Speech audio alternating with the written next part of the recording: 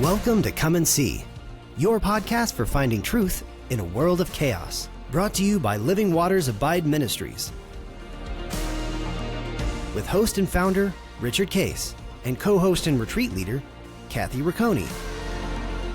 Jesus reminds us to watch for the signs of his return. Today, we will explore further what we are seeing in our times that line up with what signs he said would indicate the potential of the end and his return. We will also discuss the practical meaning of this as we watch and as a remnant prepare as he so leads. And now your host, Richard Case.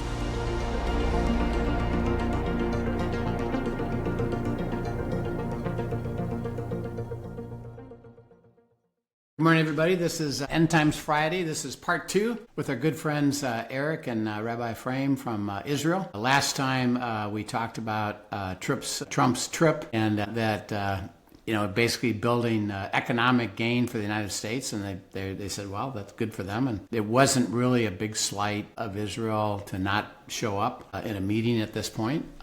Eric raised up, he also didn't stop by and see Egypt, so he just had a purpose, and that's okay. But in our break, you were talking an interesting, kind of insight about the reforming of the Middle East, particularly with Saudi Arabia, and then the difference between that and Qatar, and then deeper involved is the Muslim Brotherhood and Al-Qaeda and Iran. How do you see that sorting itself out with particularly what Saudi Arabia is up to, and how that impacts Israel? Okay, so let me start at some basics. From our view, and I think this is pretty objective, ISIS, Al-Qaeda, Muslim Brotherhood, the Islamic Republic of Iran are just, Hamas has different angles on the same basic phenomenon of basically Islamic fanaticism. Yeah. Okay? That we want to resurrect and bring back the 7th century when the caliphs ruled the world and conquered, it's ironic, across the United States college campuses they're claiming Israel is a colonialist enterprise, when in fact, if you know your history, Islam conquered the Middle East, all the way from Spain through India. And it was not done by diplomacy. It was done using the sword. You either convert or you get killed. So it seems to me that that's a pretty colonialist, enterprise. That being said. So they're all basically names and different angles on the same basic phenomena. How do we resurrect the glory days of Islam that went years ago? And we do that through Intifada revolution, which is the slogan you hear on campuses. And the main sponsor of these things is Qatar and Iran, of course. And luckily for the West, the Gulf states, led primarily by Saudi Arabia, the Emirates, Bahrain, and see this as a problem because they want to achieve a Middle East where its population can thrive, has a real economy, they can do things in the global economy for their population, and they get more and more rights to their population. Your listeners probably know that, maybe 10 years ago, women couldn't drive in Saudi Arabia and had to walk behind their husbands. Those rules have changed. There are a lot of other rules that are still in the Middle Ages, but slowly but surely, the leadership is trying to change things for their good of their population, which is to be respected. Qatar is financing.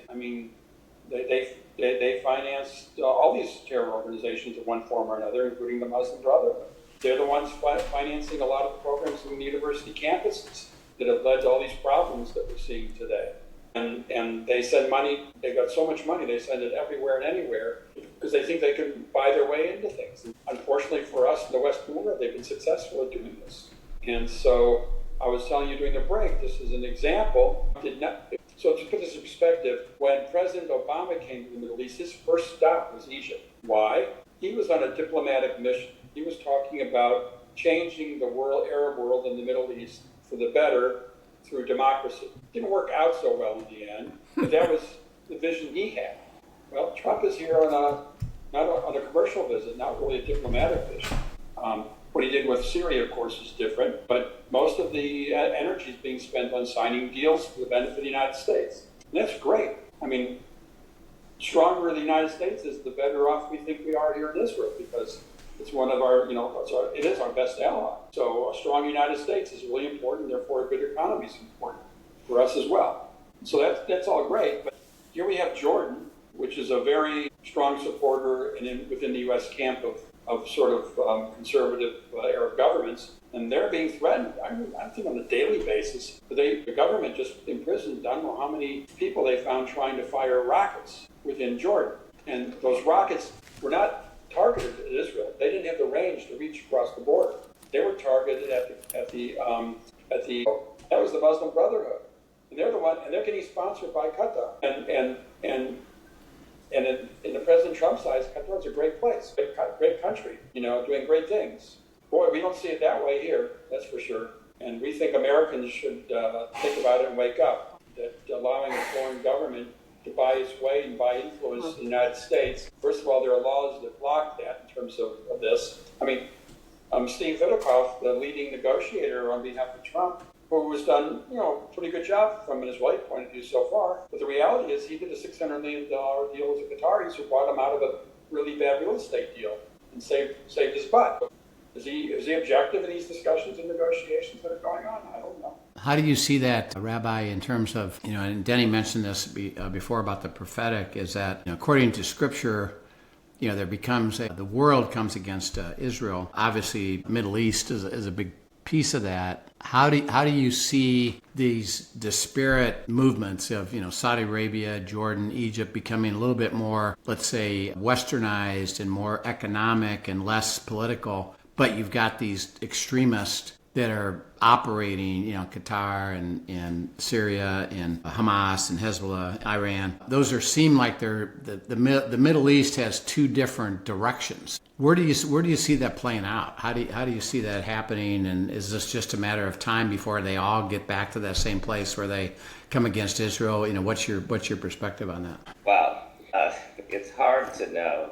We do. It's definitely a glimmer of hope when we see these things going on in Saudi Arabia and other countries that are modernizing and they're moving in the right direction. But it's with a lot of caution, a lot of skepticism. These are for the most part, these countries are super unstable. So, for example, when Ehud Barak, when he was the prime minister in Israel, he almost made a major peace deal with Syria under the previous regime, where he would have given them the entire Golan Heights, right down to the Sea of Galilee. The Golan Heights, if you study a map here, it's like a super important strategic place. And when Syria did have that until 1967, the Six-Day War, they would shoot down at all the Jewish and Israeli cities right underneath it, and they could move their tanks in really, really quickly, which they almost did in 1973 in the Yom Kippur War. And Ehud Barak thought, let's make peace.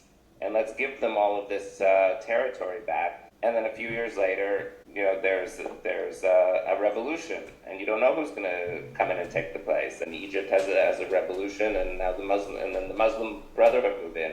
So it's super, super unstable. The Middle East, every single country is unstable. And it's been like that since the dawn of Islam. Every single 100, 200 years, there's a different Islamic regime that gets overthrown from the previous one in every single country in the entire Middle East. So it's hard to have much confidence and certainly to give up strategic assets to these places. In terms of prophecies, the prophecies do say that in the end of times, all the nations of the world will rise up and try and destroy us. And that seemed really unrealistic and a tad fictional a little while ago, but it's, we don't have many friends out there, many friends. And also, if you look at it and it's like, it's so unreasonable and so illogical. Like Eric mentioned about the Islamic colonialism, that they were this colonial empire just coming to conquer not only Israel, but the entire Middle East and Turkey and Hungary and Spain and North Africa. They just came into all these countries as an Islamic caliphate to take over. There's nothing more colonialistic than that, and yet Israel, which is the indigenous population And like, you don't have to be a history buff to know. I mean, you've got the New Testament and the Old Testament, and like, you don't have to be a history buff to know that Israel has had a long history of Jews in this country. And yet, despite the obviousness of that fact, we are the ones who are accused, by university professors and rallies universities that we are the colonialist conquerors. It just makes no sense. And then you get to, everything they accuse us of. And when I say they, it's like my brother's son graduated from NYU today, and someone sent me a video from one of the valedictorian's speech at one of the schools, and he chose to dedicate his speech to calling out the genocide that has happened, that Israel is doing against Palestine. Even more worrisome than that was the ovation. As soon as he opened his mouth, the crowd went wild, cheering him on, so excited, so happy. These are, the whole entire school graduating at NYU thinks that Israel is committing genocide against Palestinians. Now, words have meaning, words have definitions, and everything that they accuse us of is exactly what they have done. Yet, people do not get it. And, they committed this most absurd, barbaric act of genocide against us on October 7th, and it's part of a long, long history of them trying to wipe out the entire Jewish nation in Israel. And we try and defend ourselves, and they, with them buried under civilians. These are not hard facts to uncover, and yet entire university populations do not get it and think we're doing genocide. No one mentions that the Palestinians have an apartheid state, and everyone assumes that if there ever is a Palestinian state, of course all the Jews have to be removed. Why? Why are we so intent on creating an apartheid Palestinian state and forcing Israel to give up land, which is a complete democracy where Arabs have full rights? So everything they accuse us of is what they're doing, and people just cannot get it. So why am I bringing all that up is because that's part of the prophecies, is that anti-Semitism and hatred of Jews is not reasonable. It is illogical. It's insane. It makes no sense. There's just like this like thing, this supernatural that we have to get the Jews. The Jews are like this scary thing, and makes no sense at all. But that's what the prophecies from 3,000 years ago in the Torah say. The Jews will be hated more than any other nation, despite the fact that our whole goal is to bring goodness and godliness and righteousness and spirituality to the world. Yeah. Yeah, exactly right. And when you think about that, with Saudi Arabia, Jordan, Egypt becoming, let's say, more friendly toward Israel, obviously not purely aligned with Israel, but a little bit more friendly. Do you have any thoughts about what would occur to turn that back, since they join this opposition to Israel? And right now, is it fair to say that there's not a strong opposition from those countries at the moment? But what would you see would twist that back to where they would become again more opposed to Israel? Well, just Jordan's, they do surveys of anti-Semitism in various different countries. Most countries don't do so well on the anti-Semitism survey. The Palestinian territories in Gaza have the highest level of it. It's like 98% or something like that of people have terrible negative views of Jews. But second to that is Jordan. Really? And despite the fact that we have a peace treaty with Jordan, because, and this is quite common, we have a strategic interest, and they have a strategic interest in having peace with us. Economically, Israel has rescued the Jordanian regime, the king and his regime, on a couple of occasions that he would have been assassinated and overthrown if it wasn't for Israel saving. The government sees a benefit, but they don't mind that their population is educated to hate the Jews. Things can change in a second, and of course violent revolutions and overturning the government and throwing out the present dictator. They're all dictatorships, so throwing out this dictator and replacing him with another dictator is not so impossible to imagine. So Sure. Things can change real quick, which is why Israel is, spends such a huge amount of money on security. We don't know what tomorrow will bring.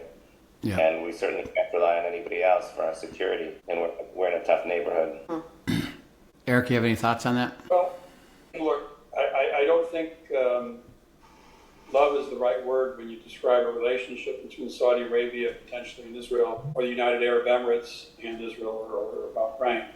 I would say respect. These countries have stepped, from the side, seen how, despite all the difficulties that Israel's had to deal with, how it has prospered in such terrible and difficult situations. Saudi Arabia is committing huge resources to modernize its country. It has a program that the heir apparent, Ben Salman, is deemed like the 2030 project, and that project entails huge investments in Saudi Arabia. They're going to build. I'm a scuba diver, so I've been diving in Egypt these 3 times in down near Ras Mohammed on the Sinai Peninsula. I drove there once when it was part of Israel years ago, and then you go across the Red Sea and you're the Straits of Tiran, and diving there, and with Saudi Arabia. Well, Saudi Arabia has turned that whole area into a major resort. They want to attract tourism as a way of diversifying their economy, which is great. I mean, salute to them. It's a good development. I hope it works out for them economically, and it'd be a great place. Maybe one day I'll go diving there. I don't know.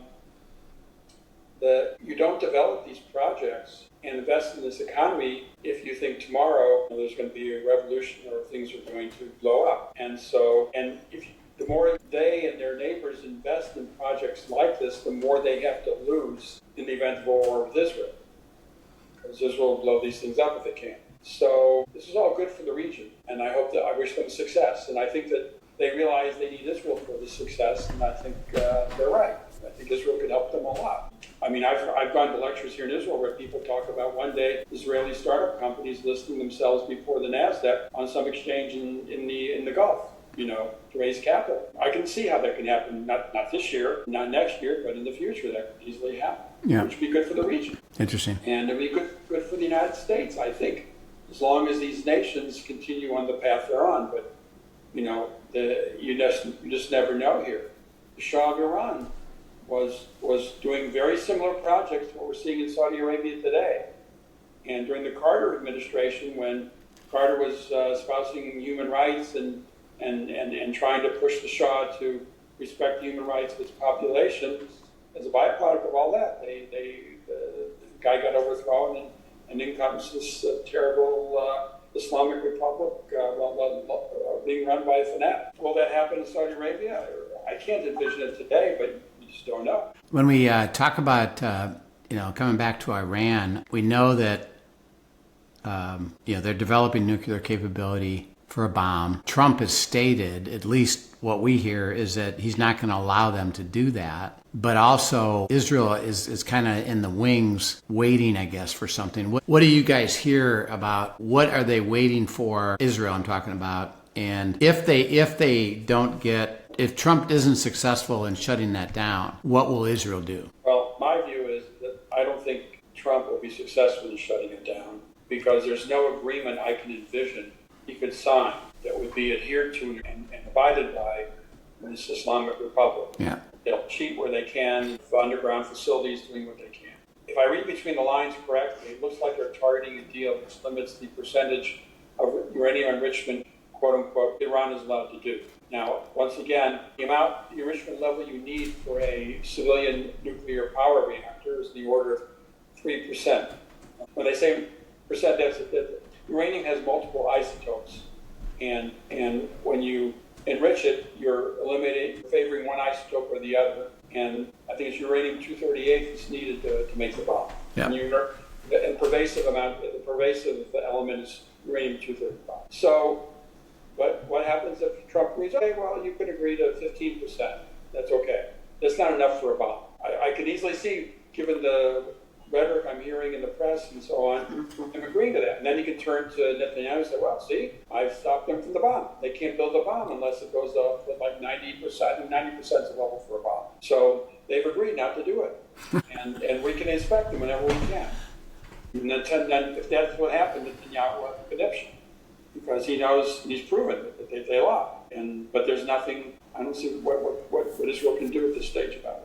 Many of us do not understand why Israel has not taken action until now, because it's been sort of on the agenda for many years. And although under Biden it was definitely more complicated, whether we would have the support of the United States. And I think that most people assumed that under Trump, we would be able to, and perhaps even with American cooperation, and certainly their support, we would be able to do whatever was necessary to destroy their capabilities. So this is all a very big turnaround for us, and it looks like we're heading back to the same territory as, Biden, which was just making a deal which is not worth the paper that it's written on. But let me come back to a point that I think I alluded to in the previous session that I think really needs emphasis. From what I've been able to read, and I've been listening to a lot of podcasts, there are many former Iranian Jews who now live in Israel, and some of them are a part of think tanks here in Israel because they speak Farsi, they have contacts still in Iran, they're able to understand what's really going on within the population in Iran. And from what I've listened to and heard, things in Iran are so dire, people are selling their organs for money. That just gives you an idea how desperate people are in Iran today. The population growth is not negative, but I think they say 2.1 births per childbearing age woman is the right number to sustain a population. And they're in like 1.3 or 1.4, they're among the lowest. People have very little hope. People don't have drinking water. They're drinking polluted water to survive. The real has been in total free fall, for ages now. I just read where they changed the number of digits on the back end to something like they knocked off 3 zeros off of their exchange rate or something like a million. Their inflation rate's more than like 70% a year. So, and they're doing all this while funding Hezbollah. I mean, where does Hezbollah get its money from? I'm not sure how much they're funding Hamas. I think most of their money comes from Qatar. But they're funding the Houthis. They're investing in missiles and rockets, and these are not defensive weapons. These are offensive weapons. So I can understand how a country in the Middle East wants to invest in defensive capabilities because of the instability around here. But why would they? The only reason they would invest in offensive weapons is to be an antagonist in the region. And they're doing all this at the expense of their population. So they're very vulnerable, and they know it. And I guarantee you that U.S. intelligence is not stupid. The CIA has to have filed numerous reports with the federal government documenting everything I just told you. Because if we know it, I'm sure the CIA knows it. Yeah. When you think about that, then is Iran going to collapse? I mean, when you get to that point, doesn't the country and the government collapse, one? And then two, when will Israel do a military action? Because they can't literally allow that to develop where they really have a bomb that can be used against Israel. Up until, a couple of years ago, the Israeli Air Force's position was, we don't have the capability and armaments to be able to knock out Fordo. These facilities are buried, 100, I should put it in feet, 200 feet or so below the earth's surface. They just didn't have the bunker busting bombs needed. When they assassinated Nasrallah, he was in a similar bunker, just about as deep. So the Israeli Air Force has changed its position and says, no, we can do this. Where we need the U.S. help is when Iran would inevitably retaliate with launching ballistic missiles, we would need help from CENTCOM in taking them out on their way to Israel. Yeah. Okay? So I think that's the official sort of position in the public domain. I'm not sure what's going on behind closed doors, but publicly been sort of talked about here in Israel about taking out their facilities. There's a feeling, I just don't know enough, that if you weaken the regime enough, that the Persian people themselves are quite innovative. They're quite creative. They have a long history. They're a civilization in their own right, not tribal. And they're very proud of their history. It's a very ancient history. And so there's a feeling, I'm not sure how true it is, that at some point, if the regime is weakened enough, the population can rise up and there's regime change, okay? I don't know. Historically, there haven't been many regime changes without a strong leader. Let's say Nelson Mandela type of a person, or even one who's more violent, take it over. Maybe like a Vladimir Lenin or something that doesn't mind violence. But I don't know what probabilities the population could overthrow the current government. But I think the view here in Israel is that that's something we would want to encourage. Rabbi, any other thoughts you have on that perspective, on any military action that Israel will take, and do they sense that the Iranian is collapsing, or just is this more normal stuff? Yeah, I actually toured in Israel recently with a guy whose his family is from Iran, and he was born in Iran. And the passion with which these people hate the present regime is unbelievable. And he was reiterating this, a very significant population within Iran equally hates the Ayatollahs and the Islam fundamentalist regime, and would love to replace it with something more Western and democratic, or at least open. But it's so heavy-handed and evil. They just don't have a way of creating that type of change. Or at least they don't see it. But there's a lot of support for it from people that used to be from there. And it seems like it's very vulnerable. So the Western countries are often, and Israel's made this mistake as well, but just when they're on the brink of so weakened that change could happen for the better, someone swoops in and saves them. Israel did that with the PLO. When the PLO was about to be destroyed, we saved them with the Oslo Accords, and that could be what Trump is inadvertently doing here with Iran. Yeah. Does the population think about it, support and expect military action against the nuclear capability? I think the Israel population would be very supportive of it, even knowing that we might pay a heavy price in terms of the retaliation. But we know that this is an existential problem that is probably not going to go away with diplomacy, because they're just going to lie and break any type of agreement. So Israel, pretty much right across the board, certainly I think every political party except the Arab political parties would be in support of military action, and the population is willing to. Yeah. Oh, watch that. Well, thank you so much for all your input. It's fascinating. Particularly as you think about the Middle East and Saudi Arabia and all that's going on there, and Iran, and we'll be watching it to see what happens. Obviously, Trump is active in attempting to negotiate, but like you say, Iran doesn't honor their agreement. So what's he going to do about that? And I know Israel isn't going to allow them to develop the bomb. So something's got to happen, I would assume. So you guys will, keep track of that, and we'll process it. So thank you so much for your input and your insight and your experiences. And we're privileged, to have you guys, and we just love hearing you and look forward to more. So thank you so much for your time. Yeah, thanks for joining us, guys. You guys are truly such a blessing, just to bring some truth and light in things that are going on in the world right now. And even as you both have described, there is a lot of deception out there, and there's what is going on is a spiritual element where good is being called evil and evil is being called good. And we see it played out, and we just appreciate you guys bringing things to light for us to see and for our listeners to see and be aware of, and just to keep tabs on. So thank you for your time and effort in that. And listeners, if you have questions, be sure to send them in to us at questions@abideministry.com, and we look forward to seeing you next time. Yep, we'll see you then. Thank you for joining us for today's episode of Come and See, your podcast for truth in a world of chaos. Brought to you by Living Waters Abide Ministries. Send us your questions and comments, and tune in tomorrow for more answers to your personal questions about living life in God's truth. Remember, God's will is best and none better. His truth brings peace in this world of chaos.